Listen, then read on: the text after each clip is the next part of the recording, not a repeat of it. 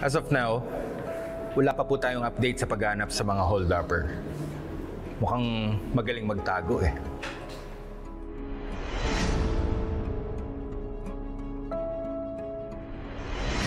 Nag-reach out na po ba yung team nyo sa pawn shops or second-hand stores? The stolen items, especially the watch, could be crucial in tracking down the suspect's movements. Well, naabisuhan na namin ang mga establishments in the area na mag-report if there's any suspicious transaction na magmamatch sa description ng mga nawawalang gamit. If you need further assistance, pwede akong gumawa ng draft na affidavit of loss para sa mga nakuwang gamit, which you can disseminate to these establishments. It might take them more vigilant. Magandang idea, attorney. Makikipag-coordinate kami sa iyo for that. At huwag kayong mag-alala. Ginagawa naman namin lang lahat para mapabilis ang investigation at mahuli agad ang suspect.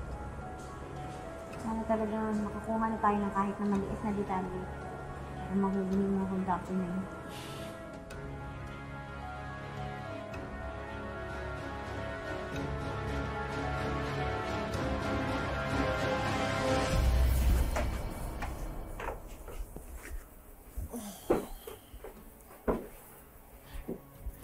Makalimutan, magmamall pala kami ni Era. Ba't di mo pinaalala sa akin, Sam?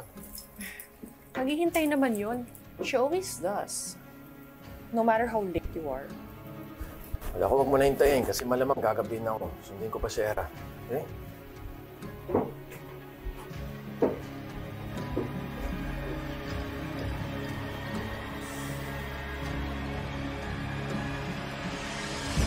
Narinig mo ba yung sinabi ni Chief kanina? Hindi doon nanghihingi ng update si Attorney Alon? Baka naman gumagawa siya ng sarili niyang investigation. Alam mo naman yun. Sa aming tatlo, siya yung mas nawala ng malaking halaga ng pera. At hindi lang pera, pati mamahaling relo.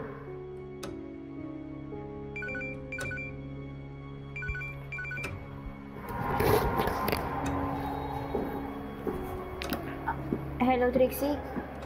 Ate Lilet, nag-iaya si Dad na mag-mall tayo. Ay di yun na tawagan kita. Game?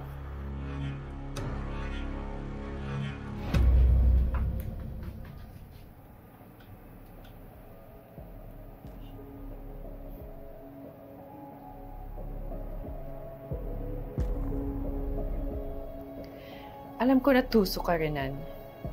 Pagkatapos ng mga ginawa mo sa akin ngayon. It's only a matter of time bago mo ko itapon. Pero hindi ko nahihintay na mangyari yun. Bago mo kong tuluyang ilaglag, mag-iipon na ako ng bala laban sa'yo.